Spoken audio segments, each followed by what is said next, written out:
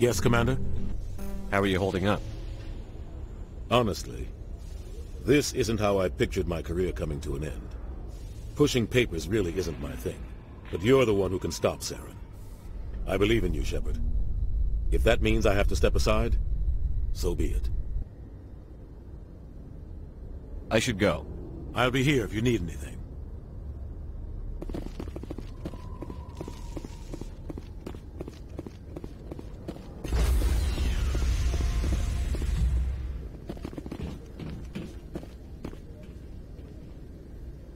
Stand by, shore party.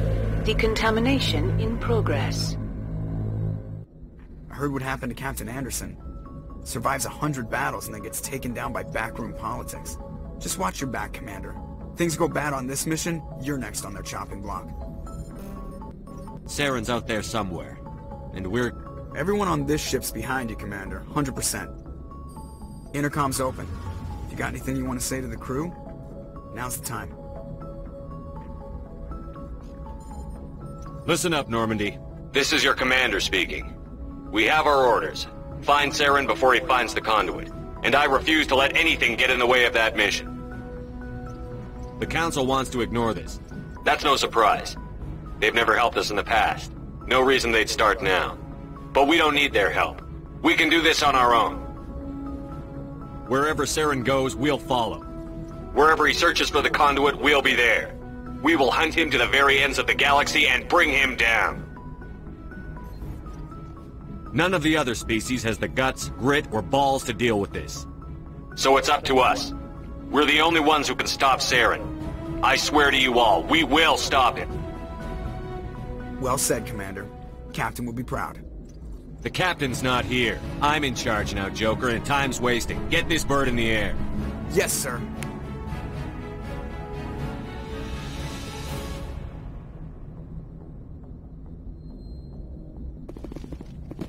Commander, something you need? I like to know my crew. Mind if I ask you a few questions? I can see where this is going. You did a background check on me, didn't you? Well, I'll tell you the same thing I told the captain. You want me as your pilot. I'm not good. I'm not even great. I am the best damn helmsman in the Alliance fleet. Top of my class in flight school, I earned that. All those commendations in my file, I earned every single one. Those weren't given to me as charity for my disease. What are you talking about? Are you sick? You mean you didn't know? Oh, crap. Okay, I've got Vrolik syndrome, brittle bone disease. The bones in my legs never develop properly. They're basically hollow, too much force and they'll shatter. Even with crutches and my leg braces, it's hard to get around. One wrong step and crack! It's very dramatic. But I've learned to manage my condition, Commander. Put the Normandy in my hands and I'll make her dance for you. Just don't ask me to get up and dance unless, you like the sound of snapping shin bones. Why does everyone call you Joker? It's a lot shorter than saying Alliance Flight Lieutenant Jeff Moreau. Plus, I love to make little children laugh. I was just thinking how much you remind me of Santa Claus. Look, I didn't pick the name. One of the instructors in flight school used to bug me about never smiling. She started calling me Joker, and it stuck. Why didn't you ever smile? Hey, I worked my ass off in flight school, Commander. The world's not gonna hand you anything if you go around grinning like an idiot. By the end of the year, I was the best pilot in the academy. Even better than the instructors, and everybody knew it. They'd all got their asses kicked by the sickly kid with the creaky little legs. One guess who was smiling at graduation? I have to go. Alright, see ya.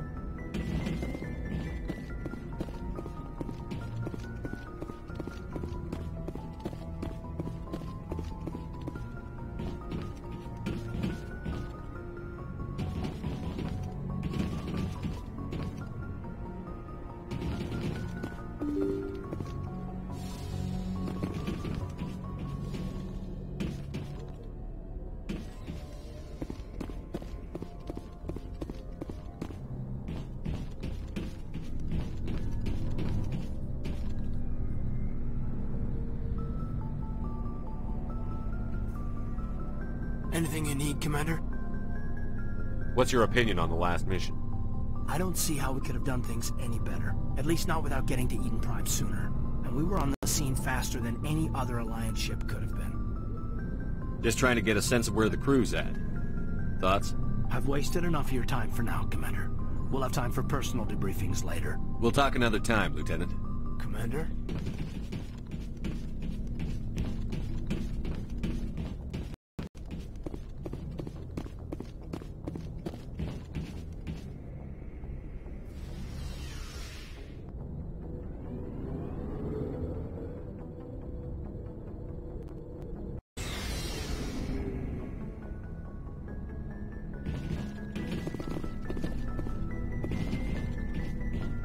Hey, Commander. Looking for some extra supplies before you head out? What have you got? Whatever you want. Armor, weapons, mods. It's not standard Alliance issue, but that's not necessarily a bad thing. Well, as long as you don't mind paying for it. Why should I pay you for my weapons and armor? My stuff doesn't come from the Alliance. I have to purchase it myself, and it's not cheap. Hell, the licenses alone have set me back more than I'd like. But no licenses, no goods. Without the goods, I'm out of a job. Let's see what you've got. You bet, Commander.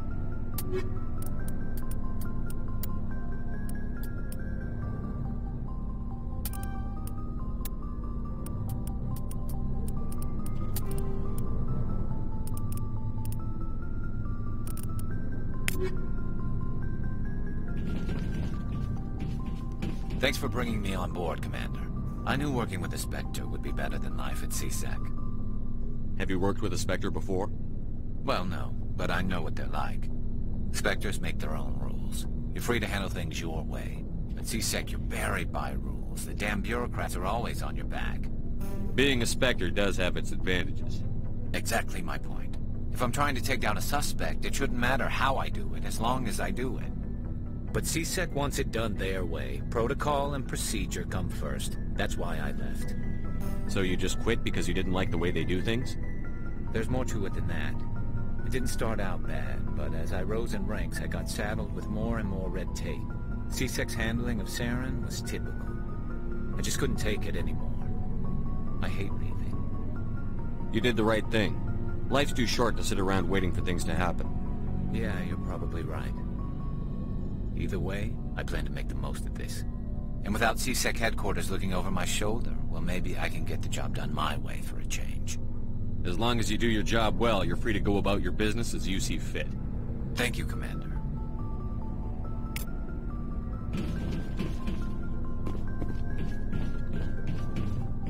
Commander? What's your opinion on the last mission? Kinda wish you'd got there sooner, Commander. No offense, I appreciate the rescue. I just wish... They died, you lived. That happens in this job. Yes, Commander. Believe me, I understand that. If I had been more alert, we wouldn't have been cut down by an ambush. The answer seems plain enough to me. Be more alert. Aye, aye, Commander. I'll make sure it doesn't happen again. Do you have a few minutes to talk one-on-one? I'm sorry, Commander. I need to get my duty squared away. I wouldn't mind talking more later, though. Dismissed, Chief. Sir. Nice ship you've got, Shepard. What can I do for you? What's your story, Rex? There's no story. Go ask the Quarian if you want stories. You Krogan live for centuries. Don't tell me you haven't had a few interesting adventures. Well, there was this one time the Turians almost wiped out our entire race. That was fun. They tried the same with us, but we fought them off. It's not the same. It seems similar enough to me. So your people were infected with a genetic mutation? An infection that makes only a few in 1,000 children survive birth? And I suppose it's destroying your entire species? You're still here. It can't be all that bad. I don't expect you to understand, but don't compare humanity's fate with the Krogan. I was just making conversation. I wasn't trying to upset you. Your ignorance doesn't upset me, Shepard. As for the Krogan, I gave up on them long ago. The genophage infected us, but it's not what's killing us. Are your people really dying? We're sure not getting any stronger. We're too spread out. None of us are interested in staying in our own system. Lots of species have left their homes and prospered. But they go to colonize new worlds. We're not settlers. We're warriors. We want to fight. So we leave.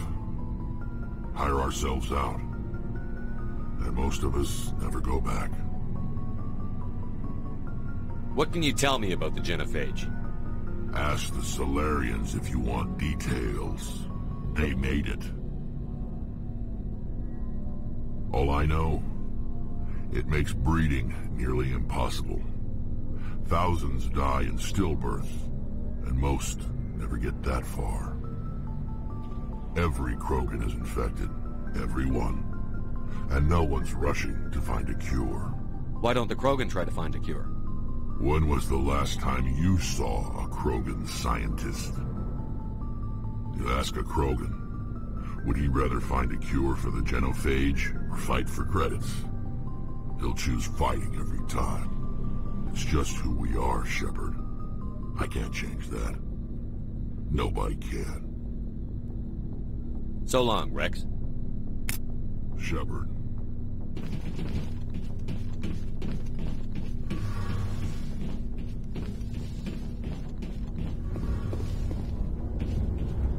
Hey, Commander, you know that Quarian, Tally?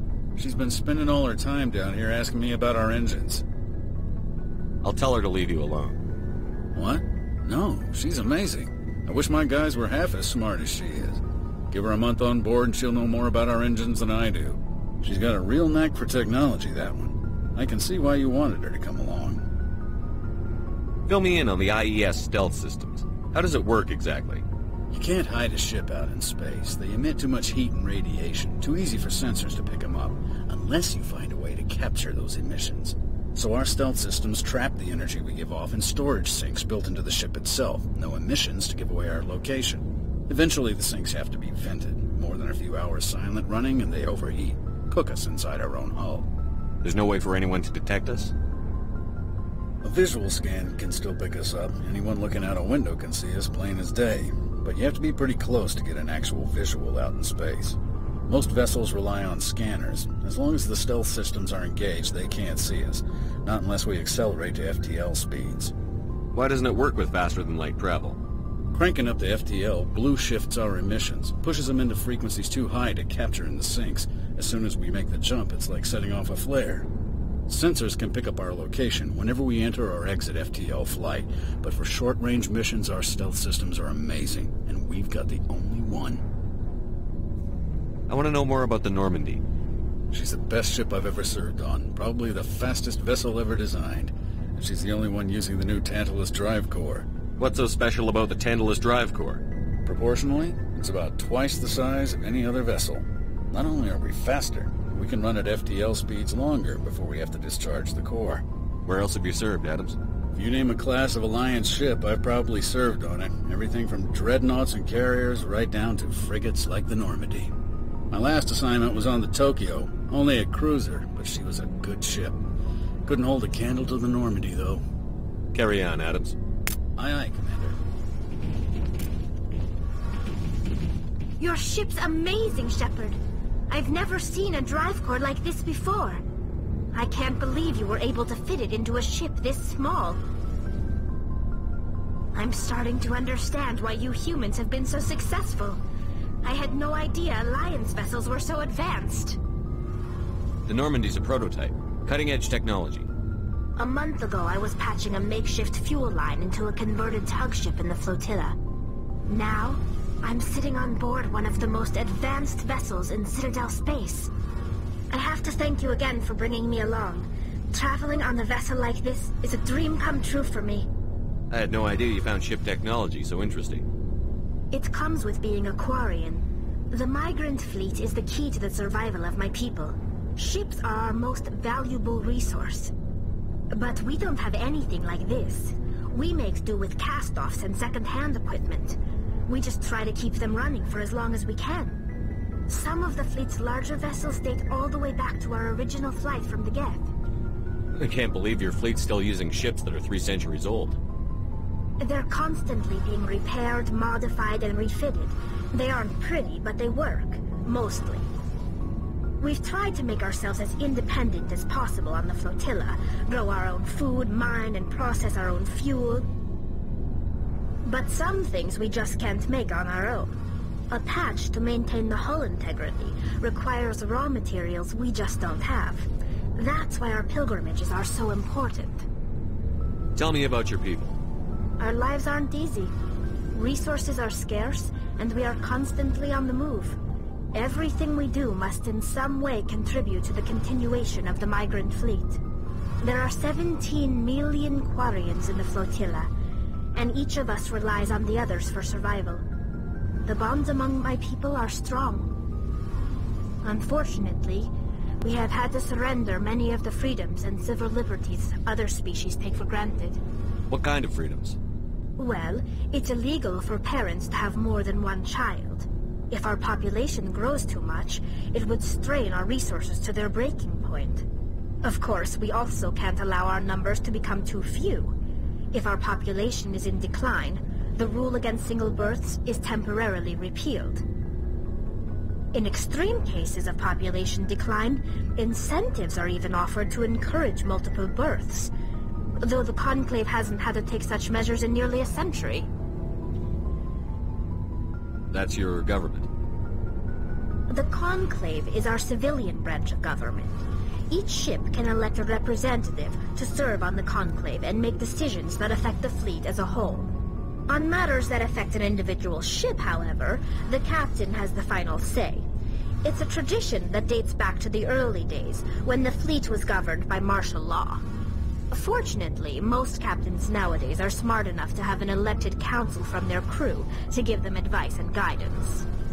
So the ultimate power rests with elected officials. In practice, the Conclave and the respective council for each ship tend to set the rules that govern our daily lives. But in theory, we are still under military jurisdiction. The 5 top-ranking military officials in the fleet serve on the Admiralty Board. These 5 have the power to overrule any decision by the Conclave in case of emergency. To do so requires unanimous agreement among the Admiralty, and they can only do this once. After that, the entire board must resign their posts. It's a safeguard that served us well. In nearly 3 centuries, the Admiralty Board has only overruled the Conclave 4 times. I want to know more about the Geth.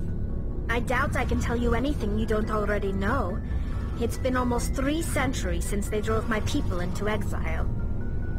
All I know is the story of their origins. What they were when we created them, and how they turned on us. Interesting. The Geth were originally created to serve as an automated manual labor force. Initially, their intelligence was as limited as any VI. Over time, we made small modifications to their programming to allow them to perform more varied and complex tasks, bringing them closer and closer to true AI status. How come the Council didn't step in and stop you? This wasn't true AI research. We may have been skirting the bounds of the law, but we never did anything that was actually illegal.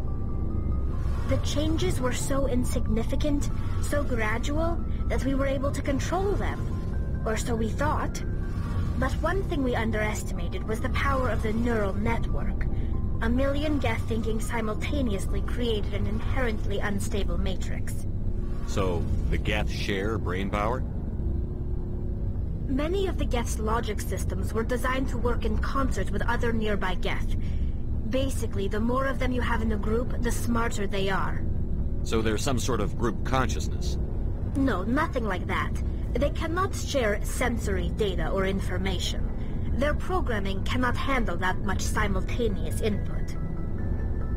Each Geth maintains an individual awareness and identity. The neural network only operates on a process-based level. It's basically the synthetic equivalent of a subconscious. But when they're in close proximity, they can coordinate low-level functional processes, freeing up more capacity for original or independent thought. That doesn't make any sense.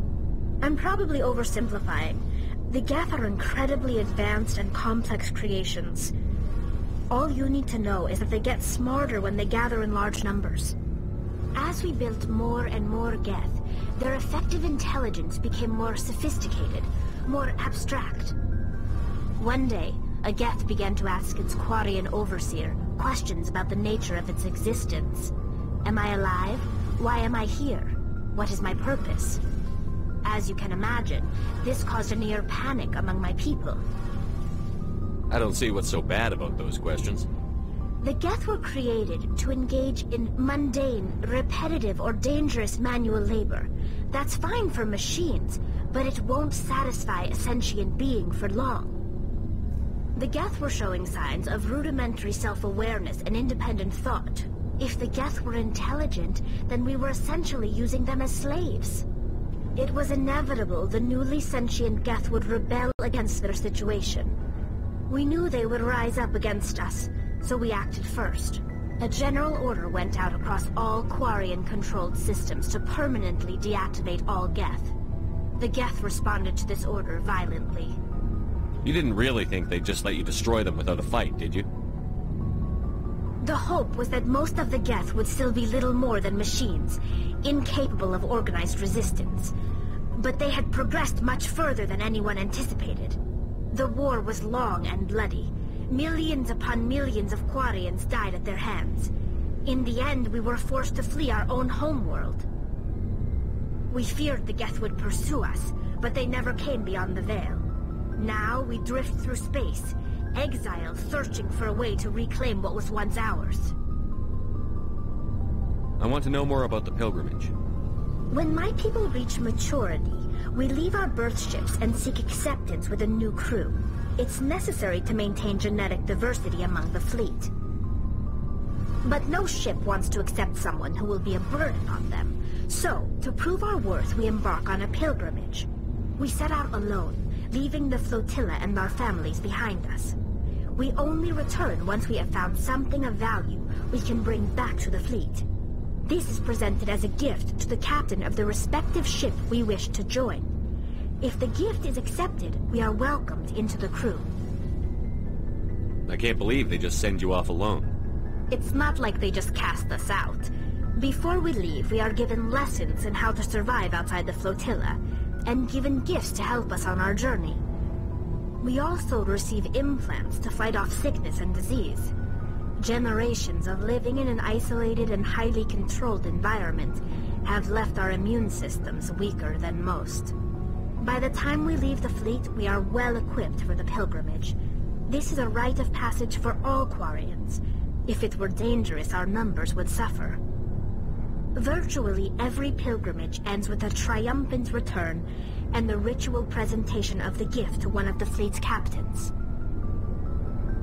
Can a captain choose to reject the gift? That doesn't happen often. Most captains are eager to increase the size of their crew. It increases their own standing in our society. Even when a gift is not particularly valuable, the captain usually accepts it out of a sense of tradition. However, there is a stigma to presenting a substandard gift. It's not the best way to make a good impression on a new community. Most pilgrims don't return until they find something worthwhile. I want to talk about something else. Like what? I should go. See you later.